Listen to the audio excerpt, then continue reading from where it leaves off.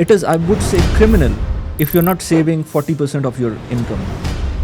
90% of the UAE population living paycheck to paycheck. Very few people actually take a real benefit, which is tax-free income. Let's take the example of a person who's earning 10,000, 20,000. How can this person achieve financial freedom? Financial freedom is that where my passive income equal as my expenses. At no point were we actually taught how to handle money. Financial education is non-existent. We earn and then we destroy the money that we earn. Sometimes CFOs as well, managing money for their companies, but they're not able to manage money for themselves. A mistake that people do, their net worth tied to one single property or their home, which is a disaster. Now you can mitigate this risk by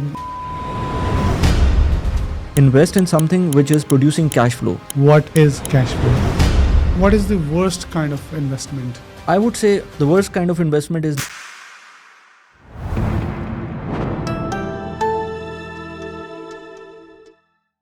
Very good afternoon, Wali. Thank you so much for joining me today. Thank you very much for inviting me here. Pleasure. So let's start with the factual figures. About 90% of the UAE population is actually based on expats. And ironically, about 90% of those people are living paycheck to paycheck. And more ironically, they come here for better financial future. And ideally, financial freedom should be the end game in this context for vast majority of people. Why do you think these people are living paycheck to paycheck? So thanks, first of all, for inviting me, and it was lovely meeting you. We've been in touch with each other for a very long time. Yeah, Eventually, we found some time to have this conversation.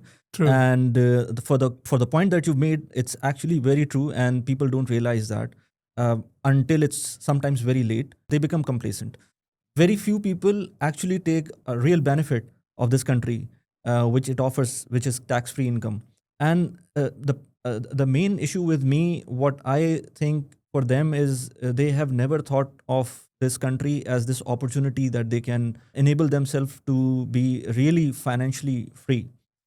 What we as an expat, especially from South Asia, do is maximum that we send money back home to, let's say, India, Pakistan, or wherever we're coming from, and then they build properties there. So those are few things that I think that needs to be understood by the expats coming here. I always give this one example that, let's say, if you're coming from Canada, and let's say if you're making there around $70,000 or $100,000, somewhere in that line, you will be paying around 30% tax or 35% tax, and in some cases 45% tax as well. If you're making let's say above $150,000, probably you will be paying 50% tax there.